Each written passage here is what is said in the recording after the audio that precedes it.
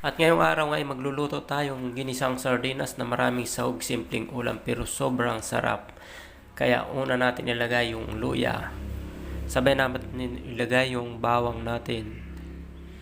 Pagkatapos naman yan, haluin natin para hindi masunog yung atin mga ingredients. Lagay na natin yung sibuyas natin. Ilagay na yung sardinas na mamula-mula pa at saka lagyan ng tubig yung sardinas.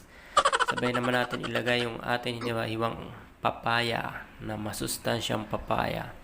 Tapos nga yung kulo, ilagay na natin yung ating gulay. Yung una ko dyan lagay yung ating alugbate.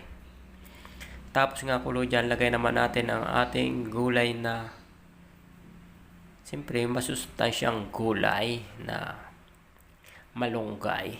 Yung lagi nating ulam. At saka pagkatapos nga yan, saka lagyan nga natin ng siling, 2 pirasong siling pula para may